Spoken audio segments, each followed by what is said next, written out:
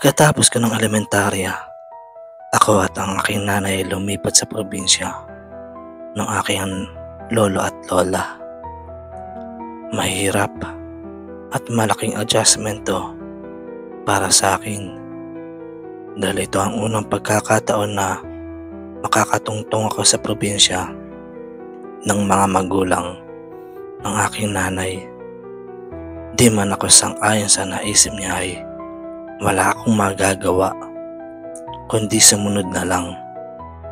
Kahit alam ko ang dahilan kung bakit kami uuwi sa probinsya ng kanyang mga magulang, ay nagkipit balikat na lang ako.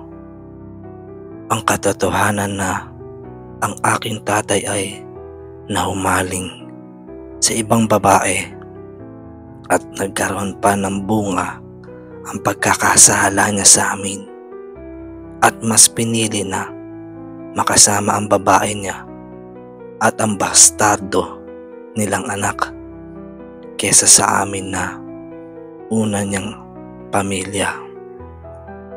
Di man sabihin ng aking nanay ang katotohanan ay alam ko ito, kahit pasinungalingan pa niya na mag-a-abroad lang ang aking tatay para bigyan kami ng magandang buhay. Hindi nila alam na lagi kong naririnig ang kanilang mga pagtatalo. Hindi lang ako umiimik dahil wala rin naman mangyayari, at alam ko na desidido na ang magaling kong tatay na iwan kami. Nung sumunod na pasukan, ako ay nag-enroll sa isang pampublikong paaralan para sa aking high school.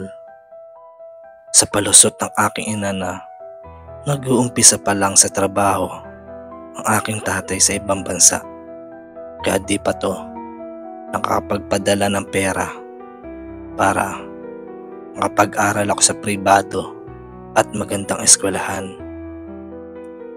Pilit niloloko ng aking nanay ang kanyang sarili na aking sinasakyan na lang para di makadagdag ng awa sa sarili kapag nalaman niya na alam ko ang totoong sitwasyon namin. Pinilit ko na lalakarin ko na lang eskwelahan, papasok at papauwi.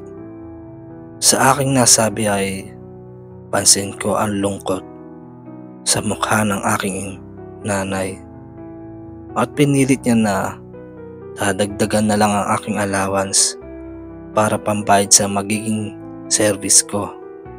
Ngunit mariin ko itong tinanggihan dahil alam ko na hirap na siya sa pinansyal namin.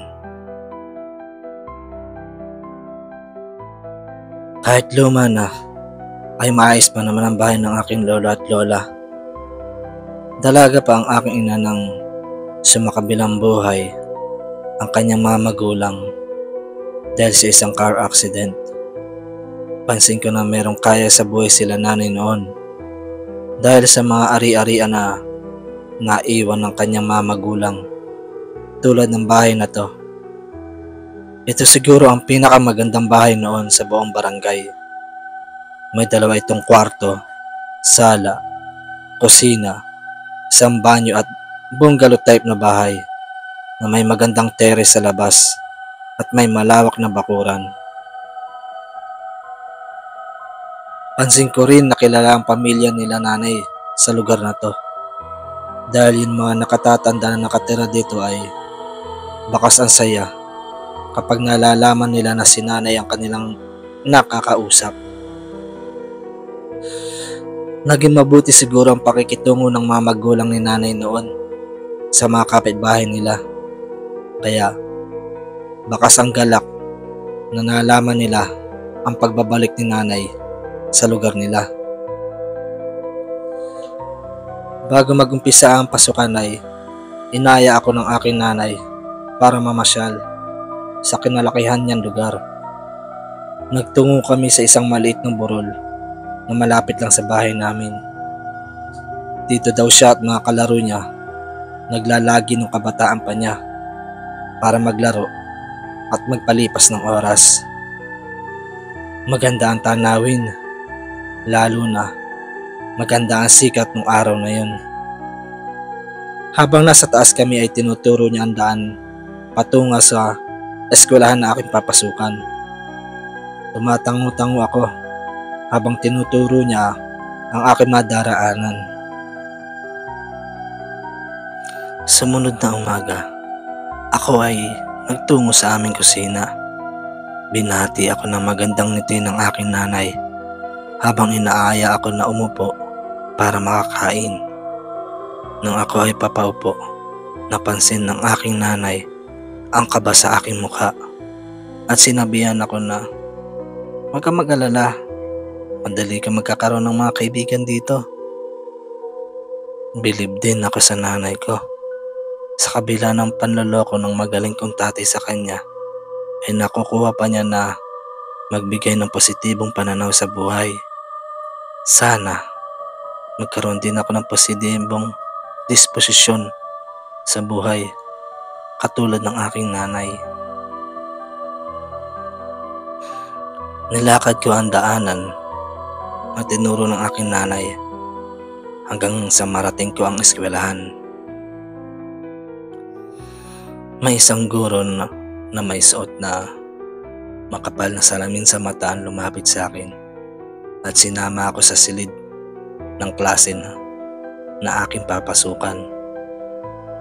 Pinakilala niya ako sa buong klase ngunit mukhang walang may interes na makilala ako.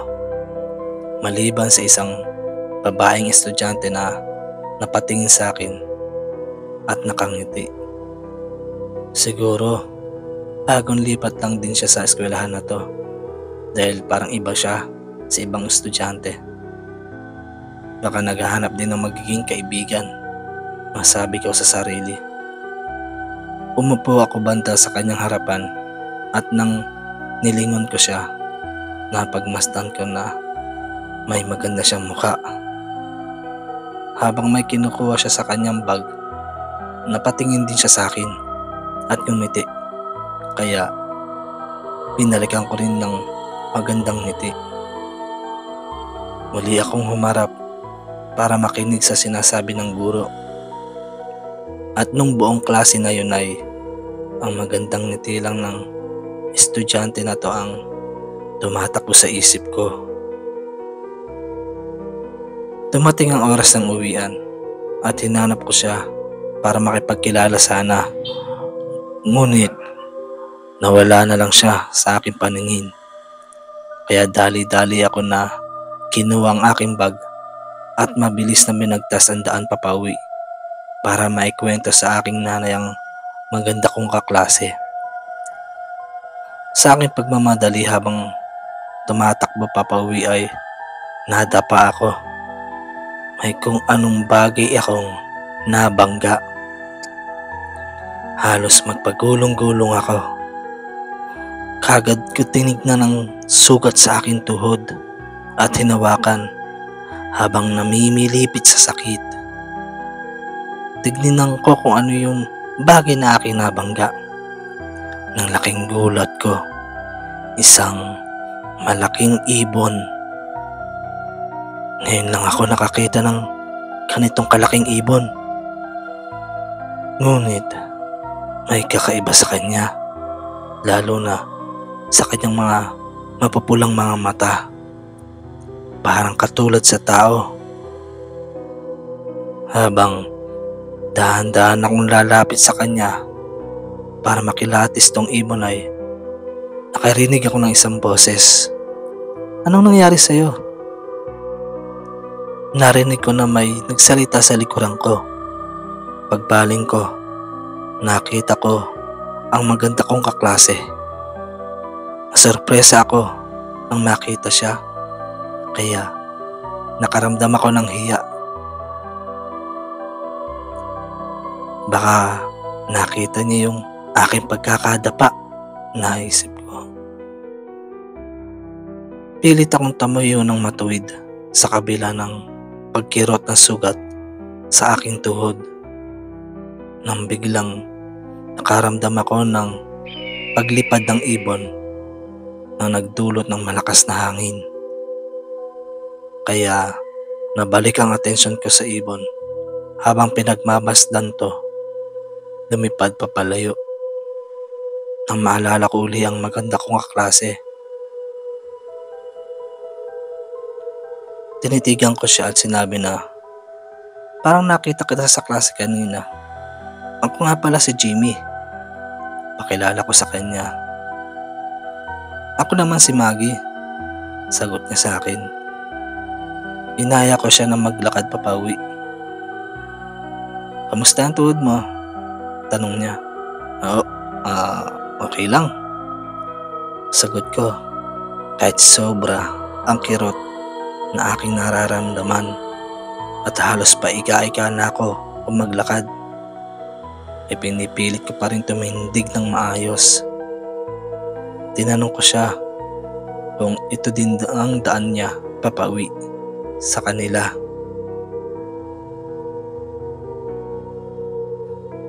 At ito din daw ang daanan niya papauwi.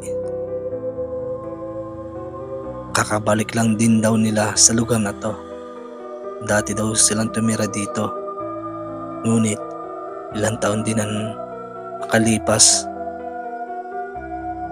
nang napagdesisyonan ng kanyang mga magulang na bumalik dito at dito ipagpatuloy ang kanyang pag-aaral. Nagkapalagayan kagad kami ng loob. Habang papalapit na ako sa bahay namin ay nasorpresa ako sa sinabi niya. "Pwede ko bang makita kung saan ka nakatira?" Napa-oo ako at binuksan ang gate ng bahay para maipakilala sa aking nanay ang bago kong kaibigan. Kumatok ako sa pinto namin at binuksan ng aking nanay ang pinto. Laking ngiti ang nakita ko sa mukha niya.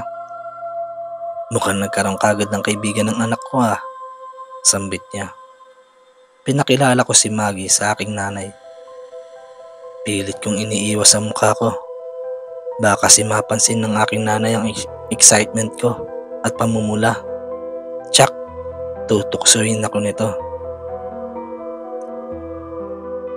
"Taga dito lang din po sila," sambit ko.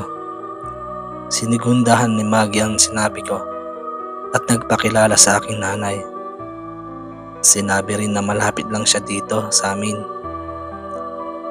Inaya ng aking nanay si Maggie na pumasok para makapagmerienda.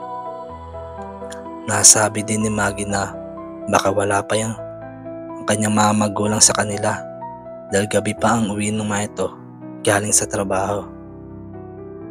Ganun ba?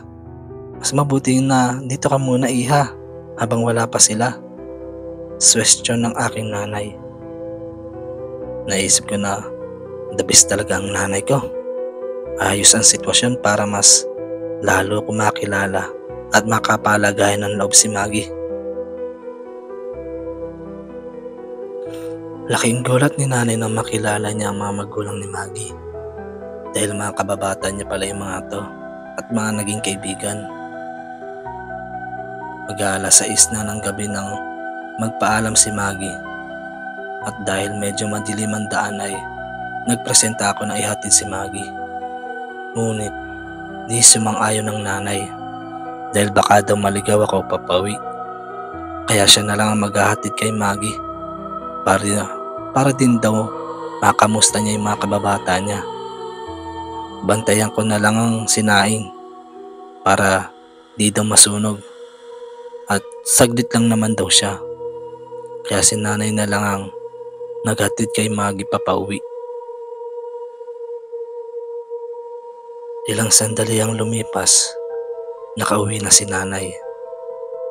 Bakas ko ang pagkabahala sa kanyang mga muka at tinanong ko siya, "Okay ka lang ba, Nay? Parang may problema ka." Sabay ngiti nito at sabi na, "Napagod lang ako sa paglalakad." Sagot nito at tinanong ako kung luto na ang kanin at inaya ako na maghapunan na. Habang kumakain kami ay tahimik lang si nanay at malalim ang iniisip. Kaya tinanong ko siya kung nagkita ba sila ng mga kababata niya para mawala ang katahimikan namin. Oo daw, at nagkamustahan na sila. Nakakatuwa daw na kung sino pa yung dating mga nag-aasaran ay sila pa ang magkakatuluyan. Tapos biglang natigil sa pagkukwento si nanay. Siguro naisip niyang magaling kong tatay nung nakita niya na masaya ang pagsasama ng dalawa niyang kababata. Kaya hinayaan ko na lang si nanay at tinapos ko ang aking pagkain. Pagkatapos kong kumain ay nagpaalam na ako sa kanya at pumasok sa aking kwarto. At sinabi na gagawa muna ako ng mga assignment bago matulog. Sinabihan na din ako na matutulog na siya pagkatapos niyang hugasan ang aming mga pinagkainan. Mahigit 1 oras ang lumipas ay natapos kong gawin ang aking mga assignment.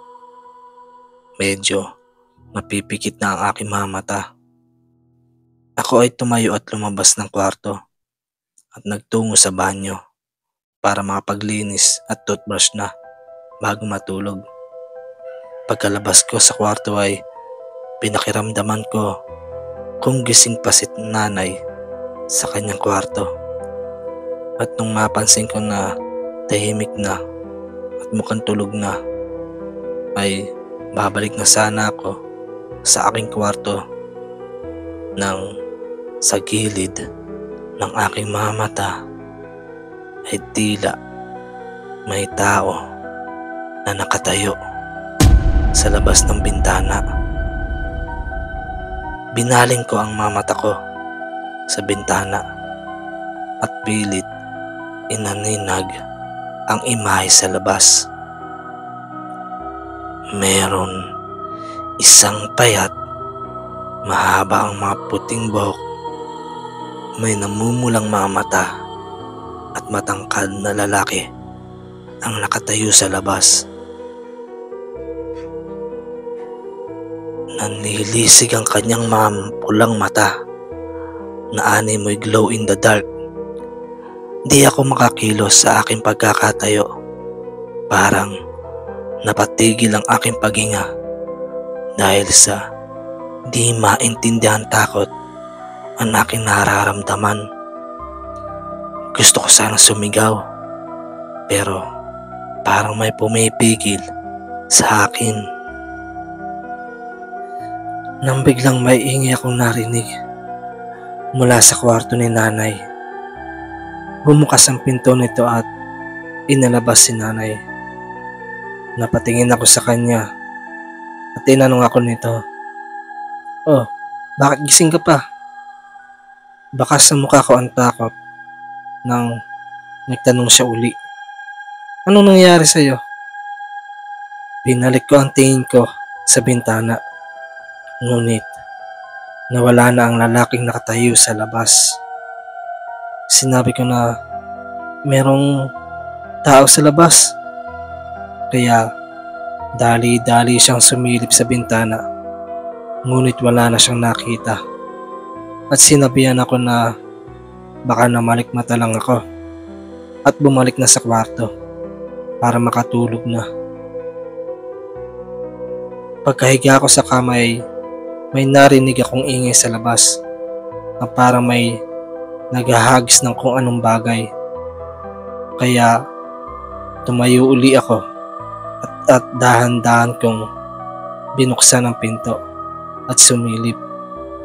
Nakita ko si nanay na may hawak na garapon ng asin habang nagsasaboy sa bawat sulok ng bahay.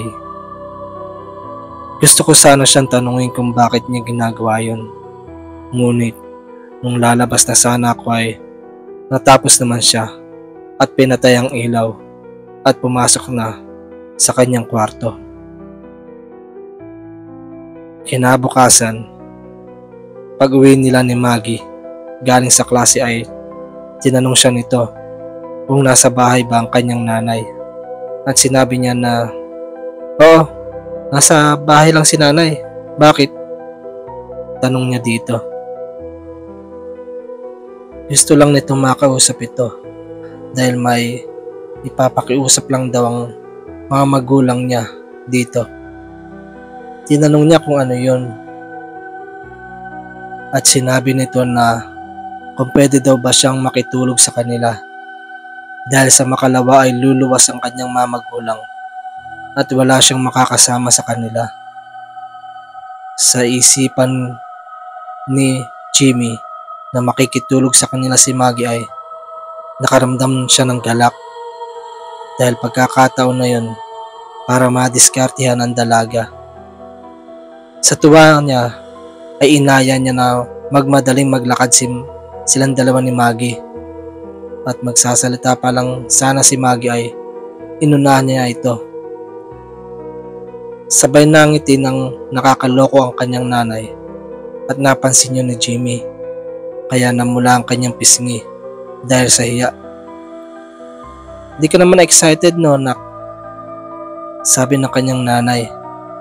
Kaya pumasok na lang siya ng bahay at kumuha ng tubig sa kanilang ref at hinayaan na mag-usap ang dalawa. Ilang saglit ay tinawag siya ni Maggie at nagpaalam na ito para makauwi. Nilapitan siya ng kanyang nanay at tinukso dahil dito ay muntikan na niyang maibuga ang kanyang iniinom sabay tanggi sa tukso ng kanyang nanay. Bandang alas 11 ng gabi ay naalimpungatan si Jimmy. Nakaramdam siya ng pananakit ng kanyang pantog kaya lumabas siya ng kanyang kwarto para makaihi. Paglabas niya ng banyo ay naisipan niyang dumungaw muna sa bintana. Nang laking gulat niya na may lalaking uli na nakatayo sa labas ng kanilang bahay. Ngunit di katulad ng nakaraan niyang nakita. Parang normal lang naman ito. Ngunit kahit ganun ay dali-dali siyang nagtungo sa kwarto ng kanyang nanay at kinatok ang pinto. Tinanong siya ng kanyang nanay kung ano ang nangyayari at sinabihan niya ito na may lalaki uli sa labas, nay. Kaya inaya niya ito na sumilip sa bintana. Ngunit nawala na ang lalaking nakatayo sa labasan ng kanilang bahay. Nasabi tuloy ng kanyang nanay na baka napadaan lang yun, kaya wag na siya mag-alala at bumalik na sa kwarto para matulog.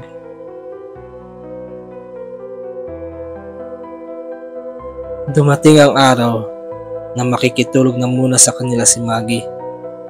Dahil dito, di mapakali si Jimmy. Habang naghahaponan at nagkakwentuhan sila ay biglang may naalala si Maggie na nakalimutan daw niyang dalhin. Kaya nagpaalam muna ito na pagkatapos silang kumain ay magtutungo muna ito sa kanilang bahay para kunin ang bagay na nakalimutan nito. Pagkatapos silang maghapunan ay nagpresenta si Jimmy na siya na lang ang maghuhugas ng kanilang mga pinagkainan. Sabay naman ang pag-uwi ni Maggie at nagpaalam din ang kanyang nanay na susundan lang si Maggie dahil madilim sa daraanan nito at baka kung mapano pa. Sinabihan niya ito na kagad silang bumalik dahil wala siyang kasama. Ngunit inasar siya nito na kalalaki niyang tao ay natatakot siya mag-isa sa bahay. Tinanggi naman ni Jimmy na natatakot siya at pinagpatuloy ang paghuhugas ng mga pinagkainan. Ilang sandali ang lumipas habang naghuhugas siya ng pinagkainan nila ay laking gulat niya nang napalingon siya sa kanilang pinto. Nakita niya si Maggie na nakatayo doon at nakatingin sa kanya habang namumungay ang mga mata nito na animoy inaakit siya. Dahil doon ay nakaramdam ng excitement si Jimmy. Tinanong niya ito kung nakasalubong ba nito ang kanyang nanay pabalik sa kanila. Umiling-iling lang ito at dahan-dahan siyang nilapitan. Humarap siya dito at sabay haplos naman ito sa kanyang mukha at ngumiti ng may pagkapilya. Tinanong niya ito, "Anong nangyayari sa iyo?" Kahit sa isip niya ay masaya siya sa kanilang sitwasyon. Binulungan naman siya nito. "Halikan mo ako." Biglang nabilaukan si Jimmy sa narinig niya mula kay Maggie. Tinanong niya uli ito, "Sigurado ka?" Tumango lang ito. Hinawakan niya ang mga pisngi ni Maggie at iniharap ang mukha niya dito. Sabay pikit niya ng kanyang mga mata. Hahalikan na sana ni Jimmy si Maggie nang biglang may narinig siyang sumigaw, "Lumayo ka sa kanya!" Pagdilat niya ng kanyang mga mata ay nakita niya ang isang lalaki na nakatayo sa pintuan nila. Yung lalaki na nakita niya nung nakaraang gabi lang. Laking gulat niya nang makita din niya si Maggie at ang nanay niya na nasa likuran nito. "Maggie? Nanay?" Laking pagtataka ni Jimmy dahil kung nandun si Maggie ay sino itong katabi niya. Sinabihan siya ng kanyang nanay at ni Maggie na lumayo sa nilalang na sa kanyang tabi. Pagkalingon niya dito ay biglang nagiba ang anyo nito. Sabay humaba ang buhok nito at naging kulay puti. Naging matangkad na namamayat at namumutla ang kulay ng mga balat. Nagkaroon ng nakakatakot na mapulang mata at nagkaroon din ng matatalas ng ngipin at mga kuko. Nabigla siya sa unti-unting pagbabago ng anyo nito. Ang nakakatakot na nilalang na nakita niya lang nung mga nakaraang gabi ay nasa harapan na niya. Narinig niya ang tunog ng isang hagupit at nakita niya ang lalaki na may hawak na buntot ng pagi. Pasugod na at aatakihin ang halimaw sa kanyang tabi. Sabay sigaw nito, "Jimmy! Alis dyan!" Sabay ang paghagupit nito sa halimaw. Tinamaan nito ang halimaw at umungol ito ng nakakatakot. Sunod-sunod na hagupit ng buntot ng pagi ang ginawa ng lalaki dito. Sa bilis ng kilos nito at sa bawat paghagupit nito sa halimaw ay di na nagawang gumanti pa nito. Animoy nag-aapoy ang bawat parte ng katawan na tamaan nito. Dahan-dahan nilalapitan ng lalaki ang halimaw habang hinahagupit. Unti-unting nanghina ito, sabay labas ng lalaki ng isang pilak na punyal at tarak nito sa dibdib ng halimaw. Parang isang usok na naglaho ang halimaw. Di makapaniwala si Jimmy sa nasaksihan. Tulala siya na nakaupo sa sahig. Kagad nilapitan siya ng kanyang nanay at ni Maggie at tinulungan makatayo. Tinanong niya ang mga ito, "Anong nangyayari?" "Papaliwanag namin sa iyo," sagot ng kanyang nanay.